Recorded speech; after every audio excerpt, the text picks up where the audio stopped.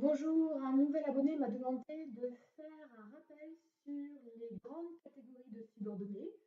Donc, je vous les présente aujourd'hui. Il existe trois grands types de propositions subordonnées, les nominales, les adverbiales et les adjectivales. Et ce qu'il faut bien comprendre, en fait, c'est pourquoi on utilise cette terminologie de nominale, adverbiale et adjectivale. Alors, les propositions subordonnées nominales ou les propositions subordonnées adverbiales ou adjectivales doivent leur nom à la fonction syntaxique qu'elles occupent au sein de la proposition principale. Cela veut dire quoi? Cela veut dire que, vous le savez, une proposition subordonnée joue un rôle syntaxique au sein d'une autre proposition. La proposition subordonnée peut être soit complément, soit sujet, soit attribut, soit circonstance, soit épithète, soit apposé. Et selon précisément la fonction qu'elle occupe, on va la répartir dans l'une de ces trois catégories. Si vous avez affaire à une proposition qui occupe la fonction de sujet, ou de complément, ou d'attribut du sujet, eh bien, il va falloir que vous arriviez à la conclusion que ce sont des fonctions sujet, complément, attribut du sujet. Ce sont des fonctions, ou attributs de l'objet d'ailleurs, ce sont des fonctions qui sont la plupart du temps occupées par un groupe nominal. Comme ce sont des fonctions qui sont occupées par un groupe nominal, eh bien, chaque fois qu'on trouvera une proposition occupant cette fonction normalement occupée par un groupe nominal, on parlera de proposition nominale. Donc, ce qu'il faut bien comprendre, c'est que si l'on dit proposition subordonnée nominale, cela ne signifie pas pour autant que la proposition subordonnée nominale contient un nom. Ce n'est pas le problème. Une proposition subordonnée nominale joue le même rôle syntaxique qu'un groupe nominal, c'est-à-dire qu'elle est soit sujet, soit complément, soit attribut. Maintenant, regardons l'exemple. I've decided to call him Norbert. Harry Potter, comme d'habitude. Have decided. Groupe verbal principal, sujet I, j'ai décidé quoi? To call him Norbert. To call him Norbert, complément. Donc on a une proposition principale entre accolades. Le groupe verbal principal, c'est I've decided. I, c'est le sujet. To call him Norbert, le complément. Sujet, verbe, complément, tout ça, c'est la proposition principale. À l'intérieur de la proposition principale, on remarque que le complément, eh bien, ce n'est pas un groupe nominal, mais une proposition, puisque nous avons quelque chose qui s'organise autour du groupe verbal to call him. Donc, nous avons une proposition qui joue le même rôle syntaxique qu'un groupe nominal. Cette proposition, en effet, est complément de decided, de I've decided. Donc, on va dire que nous avons affaire ici à une proposition subordonnée nominale. Ce n'est pas plus compliqué que ça. Adverbial maintenant. Qu'est-ce qu'on appelle les subordonnées adverbiales? Eh bien, tout simplement, les subordonnées qui occupent un même rôle syntaxique que celui joué par un adverbe. Les adverbes, en règle générale, occupent une fonction de circonstant. Circonstant de temps, circonstant de manière, circonstant de lieu, etc., etc. Donc, chaque fois que l'on trouve une proposition subordonnée qui occupe la fonction syntaxique de circonstant à l'intérieur d'une autre proposition, on va dire qu'on a affaire à une proposition subordonnée adverbiale. Si je prends mon exemple, he reached out a hand to stroke the dragon's head. Reached out, verbe principal. He, sujet. Reach out what? A hand. A hand, c'est le complément de reach out. Dans quel but? To stroke the dragon's head.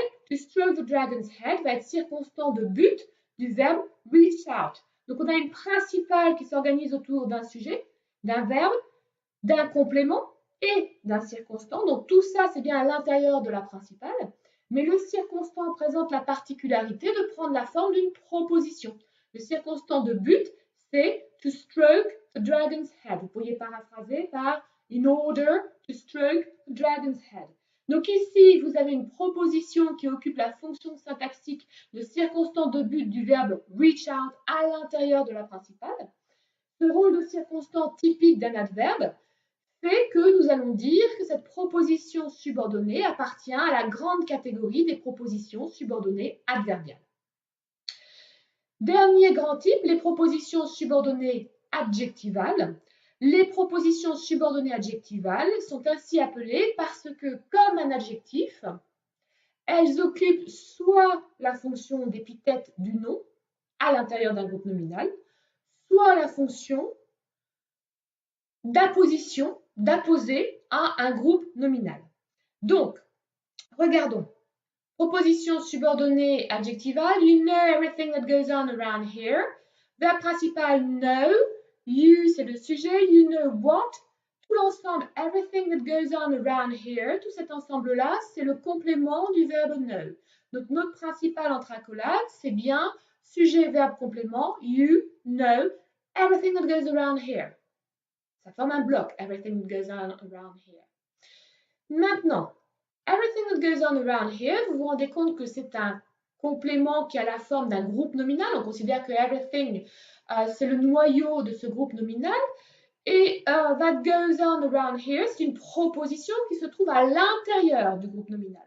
Et cette proposition va jouer le même rôle qu'un adjectif. C'est-à-dire que tout se passe comme si nous avions you know every bad thing ou bien you know every good thing. Bad ou good, ces deux adjectifs, si nous les avions, nous dirions qu'ils occupent la fonction d'épithète the thing. Ici, nous n'avons ni bad ni good, mais nous avons that goes on around here.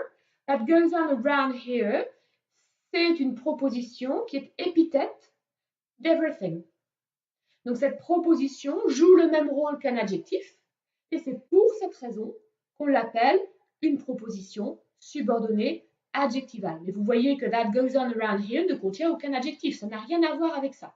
C'est la fonction syntaxique occupée par la proposition qui permet de savoir à quelle grande catégorie cette proposition appartient. Si la proposition subordonnée est complément, sujet ou attribut, vous avez affaire à une nominale. Si la proposition subordonnée circonstant, vous avez affaire à une adverbiale. Si la proposition subordonnée est épithète ou apposée, vous avez affaire à une adjectivale. Ce n'est pas plus compliqué que cela.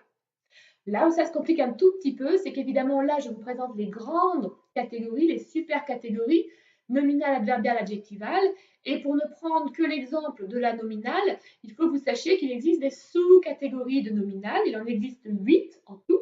Et il faut que vous les connaissiez par cœur. Même chose pour les adverbiales, il existe des sous-catégories.